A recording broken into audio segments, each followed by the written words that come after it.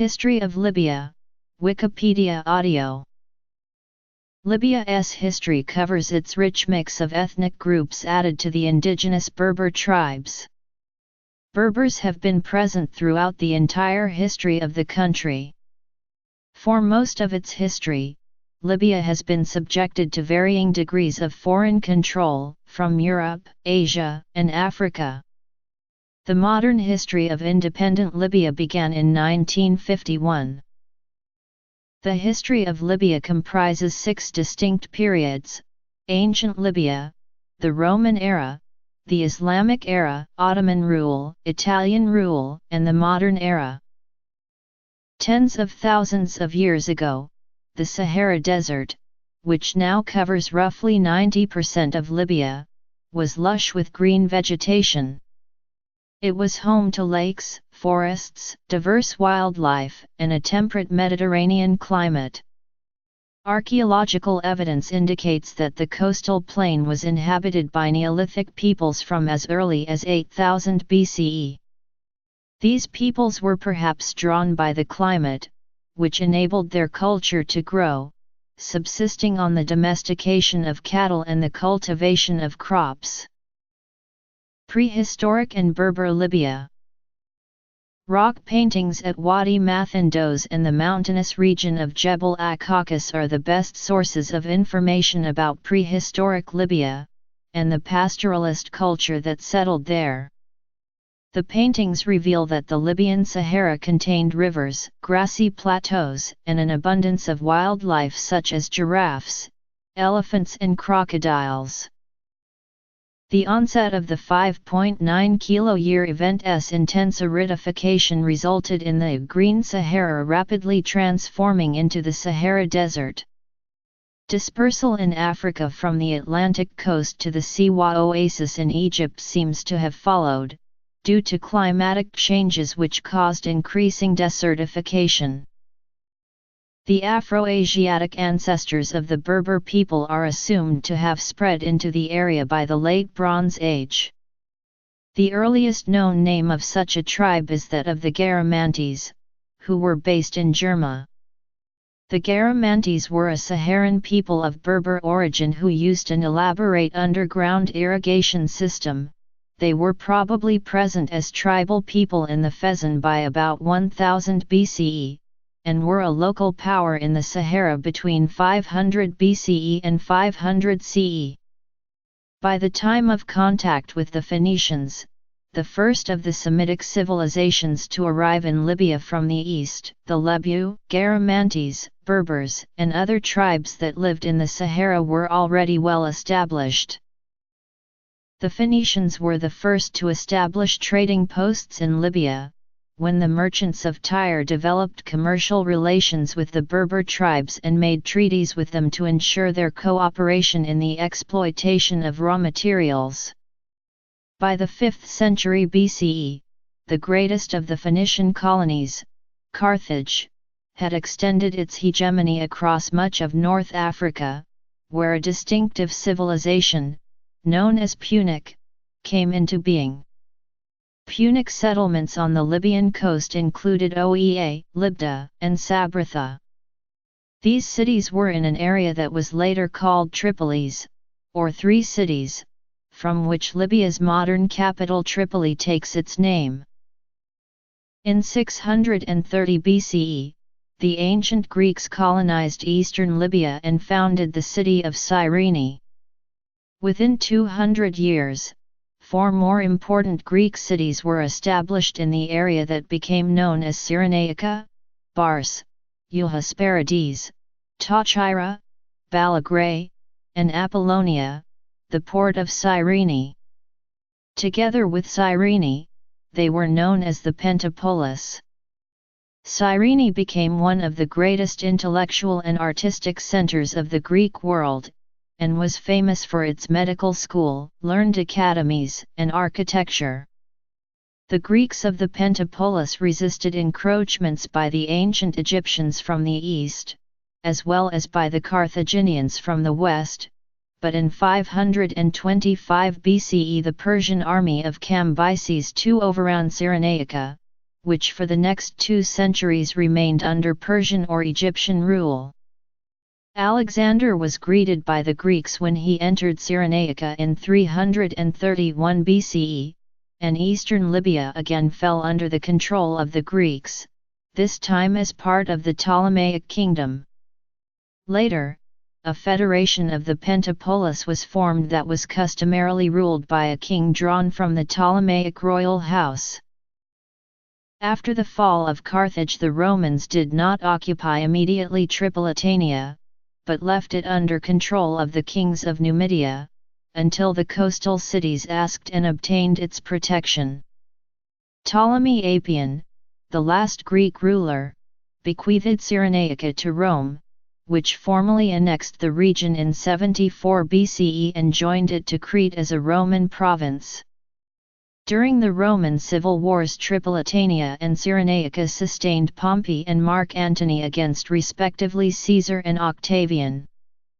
The Romans completed the conquest of the region under Augustus, occupying northern Fezzan with Cornelius Balbus Minor. As part of the Africa Nova province, Tripolitania was prosperous, and reached a golden age in the 2nd and 3rd centuries, when the city of Leptis Magna, home to the Severan dynasty, was at its height.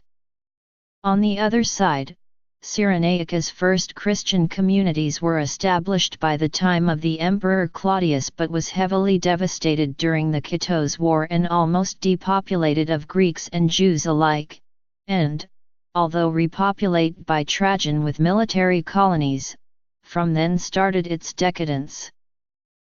Regardless, for more than 400 years Tripolitania and Cyrenaica were part of a cosmopolitan state whose citizens shared a common language, legal system, and Roman identity. Roman ruins like those of Leptis Magna and Sabratha, extant in present-day Libya, attest to the vitality of the region, where populous cities and even smaller towns enjoyed the amenities of urban life: the forum, markets, public entertainments, and baths found in every corner of the Roman Empire. Merchants and artisans from many parts of the Roman world established themselves in North Africa, but the character of the cities of Tripolitania remained decidedly Punic and, in Cyrenaica, Greek. Tripolitania was a major exporter of olive oil, as well as a center for the trade of ivory and wild animals conveyed to the coast by the Garamantes, while Cyrenaica remained an important source of wines, drugs, and horses. The bulk of the population in the countryside consisted of Berber farmers, who in the west were thoroughly Romanized in language and customs. Until the 10th century, the African Romance remained in use in some Tripolitanian areas, mainly near the Tunisian border. The decline of the Roman Empire saw the classical cities fall into ruin, a process hastened by the Vandals' destructive sweep through North Africa in the 5th century. The region's prosperity had shrunk under Vandal domination, and the old Roman political and social order, disrupted by the Vandals, could not be restored. In outlying areas neglected by the Vandals, the inhabitants had sought the protection of tribal chieftains and, having grown accustomed to their autonomy, resisted reassimilation into the imperial system. When the empire returned as part of Justinian's reconquests of the 6th century, efforts were made to strengthen the old cities, but it was only a last gasp before they collapsed into disuse. Cyrenaica, which had remained an outpost of the Byzantine Empire during the Vandal period, also took on the characteristics of an armed camp. Unpopular Byzantine governors imposed burdensome taxation to meet military costs, while the towns and public services including the water system were left to decay. Byzantine rule in Africa did prolong the Roman ideal of imperial unity there for another century and a half, however, and prevented the ascendancy of the Berber nomads in the coastal region. By the beginning of the 7th century, Byzantine control over the region was weak, Berber rebellions were becoming more frequent, and there was little to oppose Muslim invasion. Phoenician and Greek Libya. Tenuous Byzantine control over Libya was restricted to a few poorly defended coastal strongholds, and as such, the Arab horsemen who first crossed into the Pentapolis of Cyrenaica in September 642 CE encountered little resistance. Under the command of Amr ibn al-As, the armies of Islam conquered Cyrenaica, and renamed the Pentapolis, Barca. They took also Tripoli, but after destroying the Roman walls of the city and getting a tribute they withdrew. In 647 an army of 40,000 Arabs, led by Abdullah ibn Sa'd, the foster brother of Caliph Uthman, penetrated deep into western Libya and took Tripoli from the Byzantines definitively. From Barca, the Fezzan was conquered by Uqba ibn Nafi in 663 and Berber resistance was overcome. During the following centuries Libya came under the rule of several Islamic dynasties, under various levels of autonomy from Umayyad, Abbasid, and Fatimid caliphates of the time. Arab rule was easily imposed in the coastal farming areas and on the towns, which prospered again under Arab patronage. Townsmen valued the security that permitted them to practice their commerce and trade in peace, while the Punicized farmers recognized their affinity with the Semitic Arabs to whom they looked to protect their lands. In Cyrenaica, Monophysite adherents of the Coptic Church had welcomed the Muslim Arabs as liberators from Byzantine oppression. The Berber tribes of the hinterland accepted Islam, however they resisted Arab political rule. For the next several decades, Libya was under the purview of the Umayyad Caliph of Damascus until the Abbasids overthrew the Umayyads in 750, and Libya came under the rule of Baghdad. When Caliph Harun al-Rashid appointed Ibrahim ibn al-Aqlab as his governor of Afriqiya in 800, Libya enjoyed considerable local autonomy under the Aqlabid dynasty.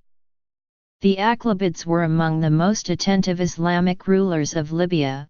They brought about a measure of order to the region, and restored Roman irrigation systems, which brought prosperity to the area from the agricultural surplus.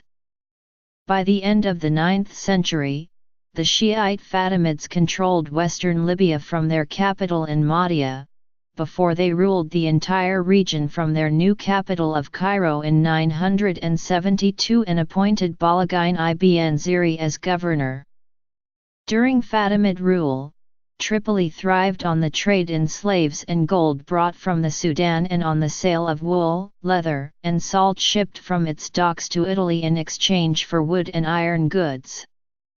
Ibn Ziri's Berber Zirid dynasty ultimately broke away from the Shiite Fatimids, and recognized the Sunni Abbasids of Baghdad as rightful caliphs.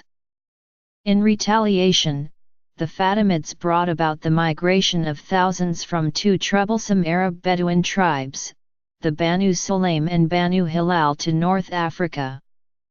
This act drastically altered the fabric of the Libyan countryside, and cemented the cultural and linguistic Arabization of the region.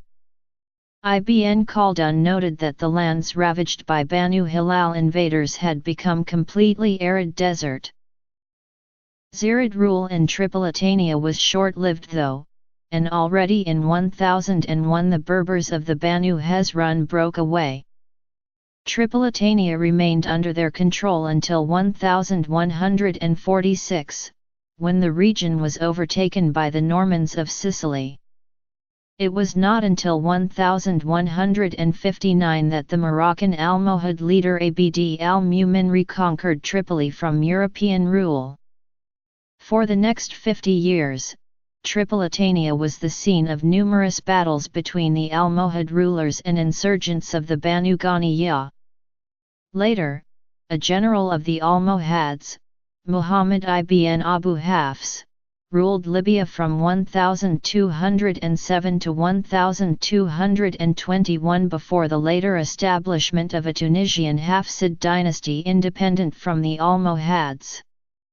The Hafsids ruled Tripolitania for nearly 300 years, and established significant trade with the city-states of Europe.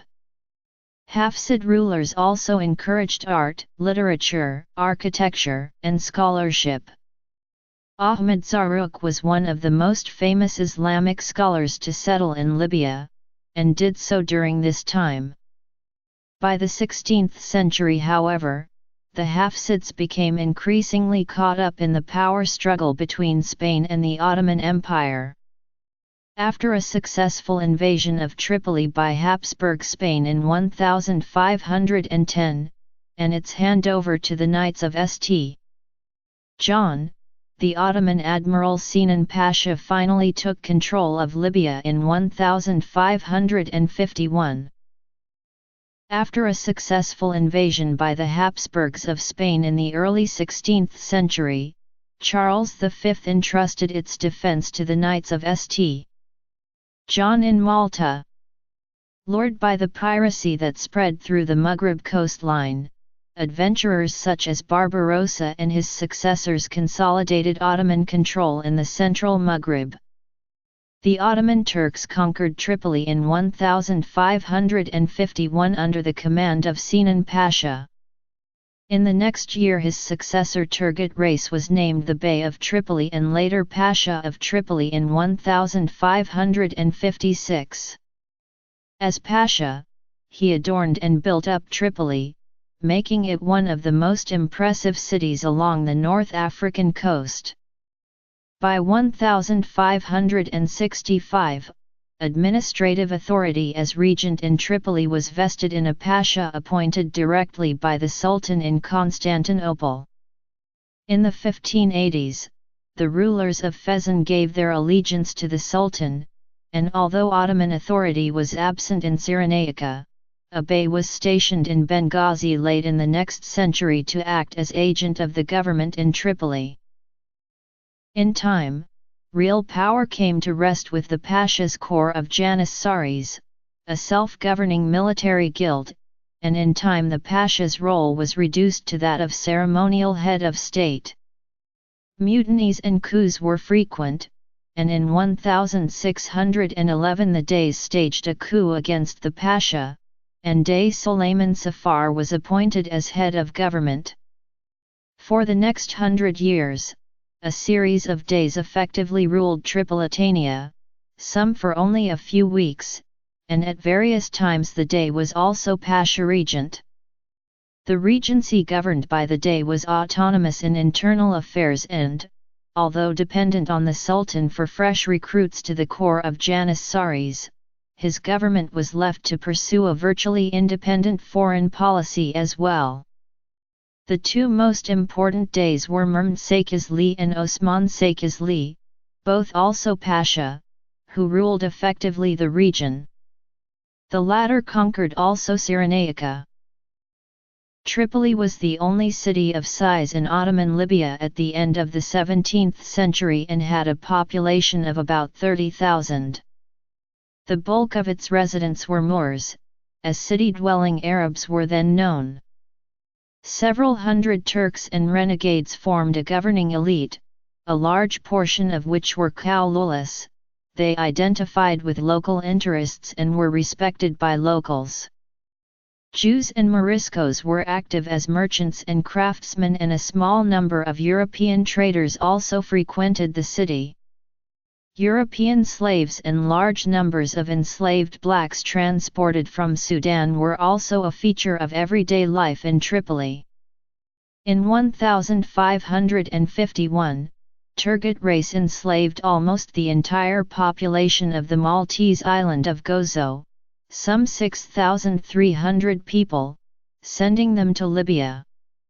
The most pronounced slavery activity involved the enslavement of black Africans who were brought via trans-Saharan trade routes. Even though the slave trade was officially abolished in Tripoli in 1853, in practice it continued until the 1890s. Lacking direction from the Ottoman government, Tripoli lapsed into a period of military anarchy during which coup followed coup and few days survived in office more than a year. One such coup was led by Turkish officer Ahmed Karamanli. The Karamanlis ruled from 1711 until 1835 mainly in Tripolitania, but had influence in Cyrenaica and Fezzan as well by the mid-18th century. Ahmed was a Janissary and popular cavalry officer. He murdered the Ottoman Dey of Tripolitania and seized the throne in 1711. After persuading Sultan Ahmed III to recognize him as governor, Ahmed established himself as Pasha and made his post hereditary. Though Tripolitania continued to pay nominal tribute to the Ottoman Padishah, it otherwise acted as an independent kingdom. Ahmed greatly expanded his city's economy, particularly through the employment of corsairs on crucial Mediterranean shipping routes. Nations that wished to protect their ships from the corsairs were forced to pay tribute to the Pasha. Ahmed's successors proved to be less capable than himself, however.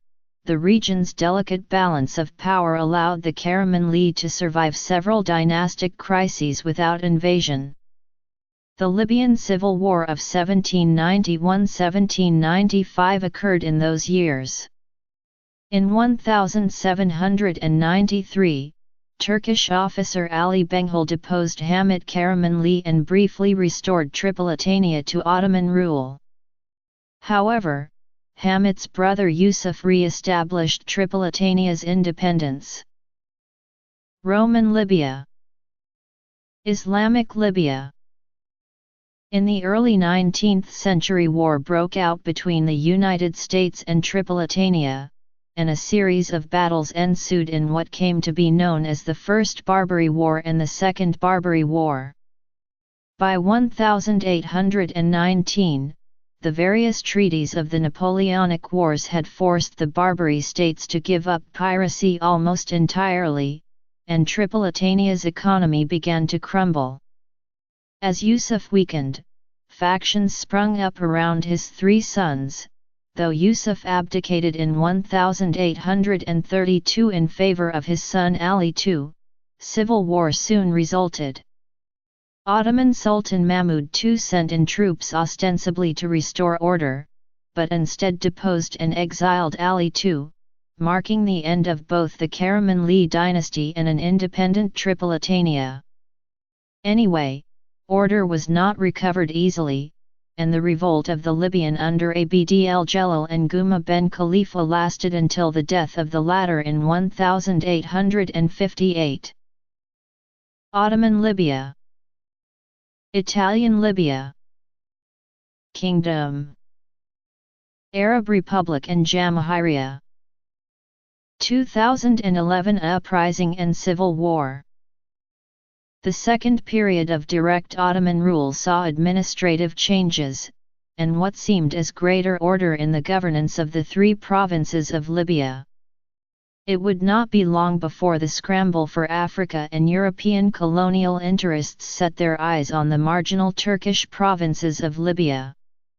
Reunification came about through the unlikely route of an invasion and occupation starting from 1911 when Italy simultaneously turned the three regions into colonies. From 1912 to 1927, the territory of Libya was known as Italian North Africa. From 1927 to 1934, the territory was split into two colonies, Italian Cyrenaica and Italian Tripolitania, run by Italian governors. Some 150,000 Italians settled in Libya, constituting roughly 20% of the total population. In 1934, Italy adopted the name Libya as the official name of the colony. Idris al-Mahdi as-Sanusi, Emir of Cyrenaica, led Libyan resistance to Italian occupation between the two world wars.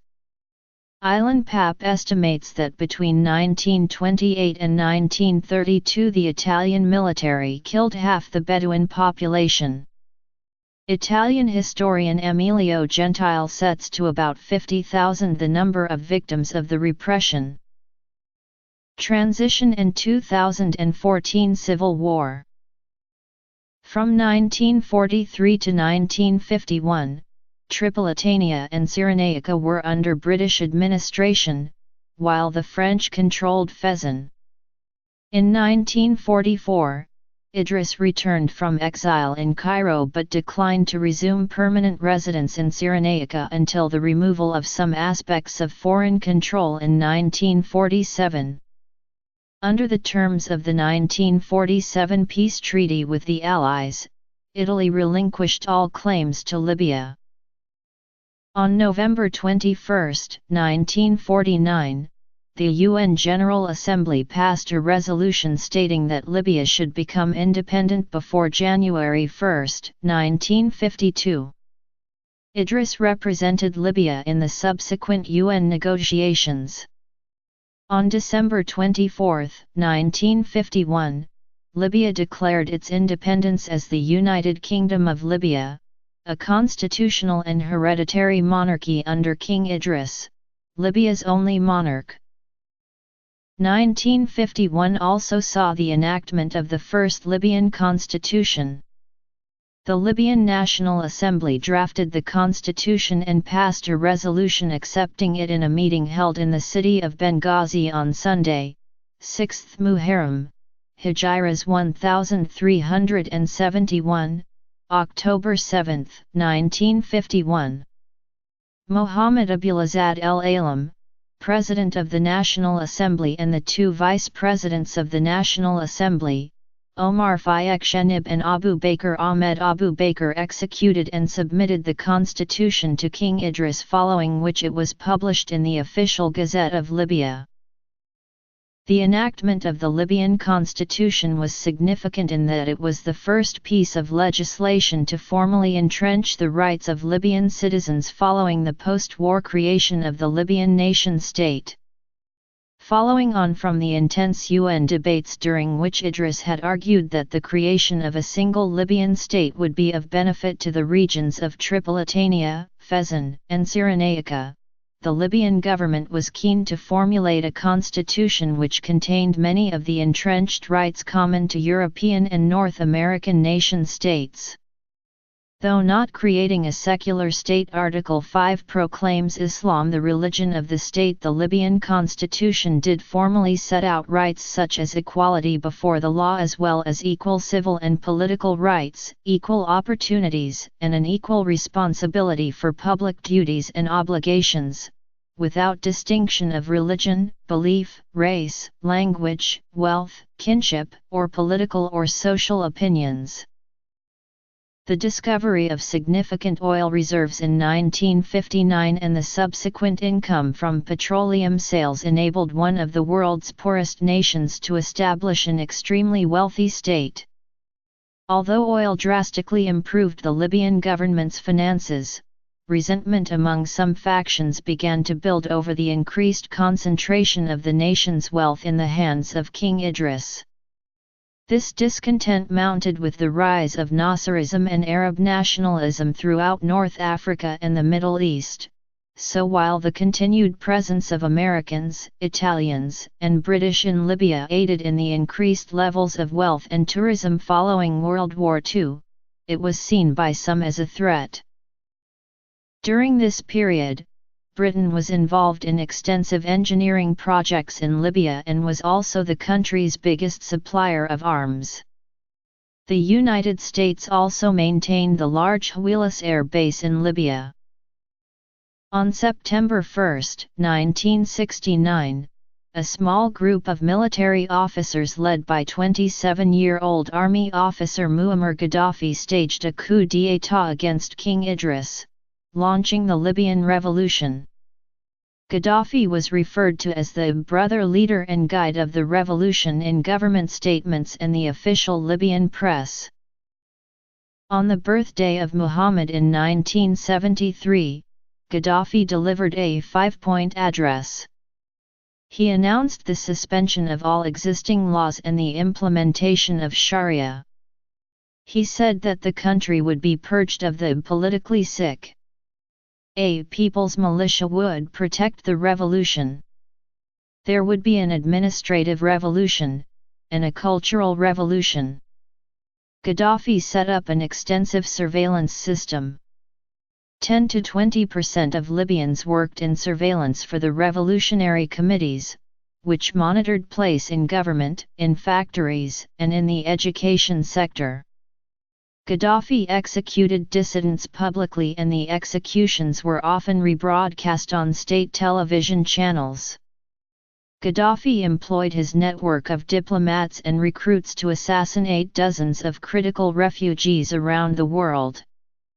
Amnesty International listed at least 25 assassinations between 1980 and 1987. In 1977, Libya officially became the Great Socialist People's Libyan Arab Jamahiriya. Gaddafi officially passed power to the General People's Committees and henceforth claimed to be no more than a symbolic figurehead, but domestic and international critics claimed the reforms gave him virtually unlimited power. Dissidents against the new system were not tolerated, with punitive actions including capital punishment authorized by Gaddafi himself. The new Jamahiriya governance structure he established was officially referred to as a form of direct democracy, though the government refused to publish election results. Later that same year, Libya and Egypt fought a 4-day border war that came to be known as the Libyan-Egyptian War. Both nations agreed to a ceasefire under the mediation of the Algerian President Houari Boumediene. In February 1977, Libya began to provide military supplies to Goukouni Ouaddaï and the People's Armed Forces in Chad. The Chadian-Libyan conflict began in earnest when Libya's support of rebel forces in northern Chad escalated into an invasion. Much of the country's income from oil, which soared in the 1970s, was spent on arms purchases and on sponsoring dozens of rebels groups around the world. An airstrike failed to kill Gaddafi in 1986. Libya was finally put under United Nations sanctions in 1988. Gaddafi financed various other groups from anti-nuclear movements to Australian trade unions. Notes: from 1977 onward, per capita income in the country rose to more than $11,000, the fifth highest in Africa, while the Human Development Index became the highest in Africa and greater than that of Saudi Arabia. This was achieved without borrowing any foreign loans, keeping Libya debt-free. In addition, the country's literacy rate rose from 10% to 90%, life expectancy rose from 57 to 77 years, employment opportunities were established for migrant workers, and welfare systems were introduced that allowed access to free education, free health care, and financial assistance for housing. The Great Man-Made River was also built to allow free access to fresh water across large parts of the country. In addition, financial support was provided for university scholarships and employment programs. Gaddafi doubled the minimum wage, introduced statutory price controls, and implemented compulsory rent reductions of between 30 and 40%. Gaddafi also wanted to combat the strict social restrictions that had been imposed on women by the previous regime, establishing the Revolutionary Women's Formation to encourage reform. In 1970, a law was introduced affirming equality of the sexes and insisting on wage parity. In 1971, Gaddafi sponsored the creation of a Libyan General Women's Federation. In 1972, a law was passed criminalizing the marriage of any females under the age of 16 and ensuring that a woman's consent was a necessary prerequisite for a marriage. Bibliography. Gaddafi assumed the honorific title of King of Kings of Africa in 2008 as part of his campaign for a United States of Africa. By the early 2010s, in addition to attempting to assume a leadership role in the African Union, Libya was also viewed as having formed closer ties with Italy, one of its former colonial rulers, than any other country in the European Union. The eastern parts of the country have been ruined due to Gaddafi's economic theories, according to The Economist. After popular movements overturned the rulers of Tunisia and Egypt, its immediate neighbors to the west and east, Libya experienced a full-scale revolt beginning on February 17, 2011. By February 20, the unrest had spread to Tripoli. In the early hours of February 21, 2011, Saif al-Islam Gaddafi, oldest son of Muammar Gaddafi, spoke on Libyan television of his fears that the country would fragment and be replaced by 15 Islamic fundamentalist emirates if the uprising engulfed the entire state. He admitted that mistakes had been made in quelling recent protests and announced plans for a constitutional convention, but warned that the country's economic wealth and recent prosperity was at risk and warned of rivers of blood if the protests continued. On February 27, 2011, the National Transitional Council was established under the stewardship of Mustafa Abdul Jalil, Gaddafi's former justice minister, to administer the areas of Libya under rebel control. This marked the first serious effort to organize the broad-based opposition to the Gaddafi regime. While the council was based in Benghazi, it claimed Tripoli as its capital. Hafiz Goga, a human rights lawyer, later assumed the role of spokesman for the council. On March 10, 2011, France became the first state to officially recognize the council as the legitimate representative of the Libyan people. By early March 2011, some parts of Libya had tipped out of Gaddafi's control, coming under the control of a coalition of opposition forces, including soldiers who decided to support the rebels. Eastern Libya, centered on the port city of Benghazi, was said to be firmly in the hands of the opposition, while Tripoli and its environs remained in dispute. Pro-Gaddafi forces were able to respond militarily to rebel pushes in western Libya and launched a counterattack along the coast toward Benghazi, the de facto center of the uprising. The town of Zawiya, 48 kilometers from Tripoli, was bombarded by Air Force planes and army tanks and seized by Jamahiriya troops, exercising a level of brutality not yet seen in the conflict. In several public appearances, Gaddafi threatened to destroy the protest movement, and Al Jazeera and other agencies reported his government was arming pro-Gaddafi militiamen to kill protesters and defectors against the regime in Tripoli. Organs of the United Nations, including United Nations Secretary-General Ban Ki-moon and the United Nations Human Rights Council, condemned the crackdown as violating international law, with the latter body expelling Libya outright in an unprecedented action urged by Libya's own delegation to the UN.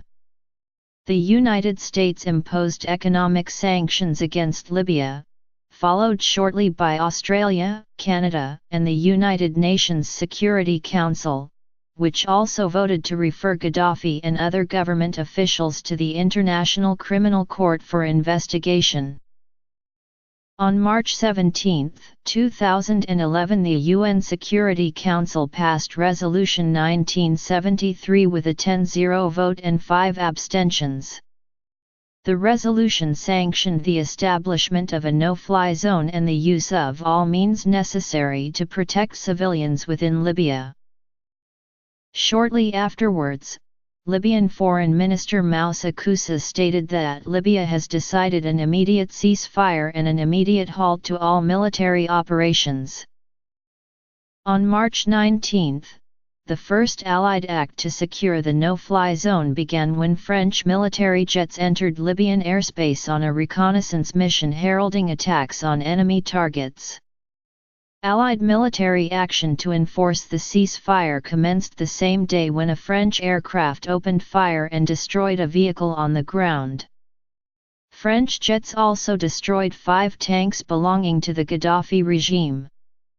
The United States and United Kingdom launched attacks on over 20 integrated air defense systems using more than 110 Tomahawk cruise missiles during Operations Odyssey Dawn and Elemi.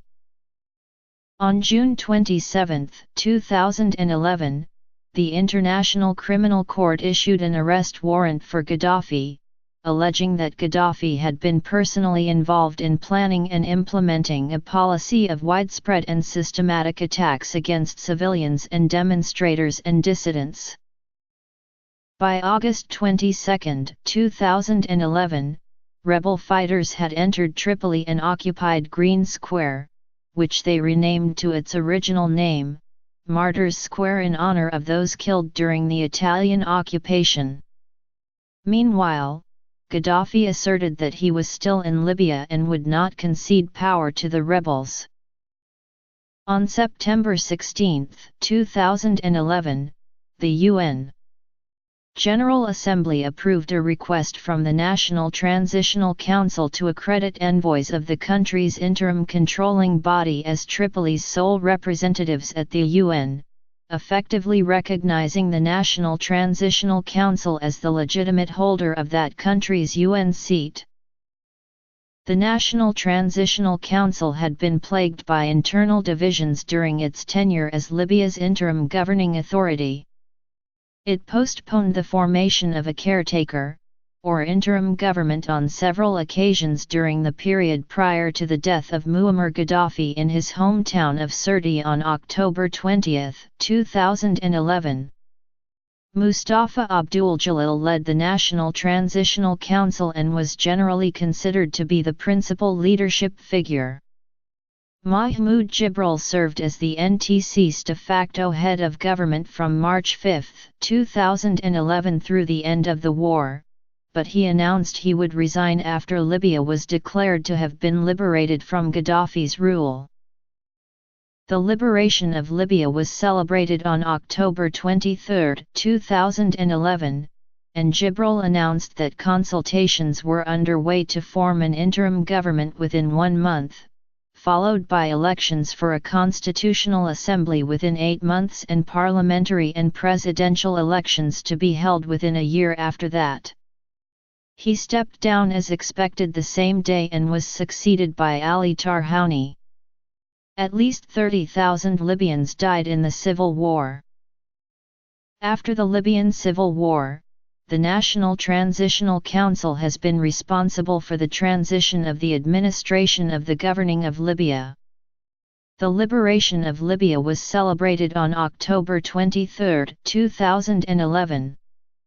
Then Jibril announced that consultations were underway to form an interim government within 1 month, followed by elections for a constitutional assembly within 8 months and parliamentary and presidential elections to be held within a year after that. He stepped down as expected the same day and was succeeded by Ali Tarhouni. On November 24, Tarhouni was replaced by Abdurrahim El-Keib. El-Keib formed a provisional government, filling it with independent or CNT politicians, including women. After the fall of Gaddafi, Libya has been faced with internal struggles. A protest started against the new regime of NTC. The loyalists of Gaddafi rebelled and fought with the new Libyan army.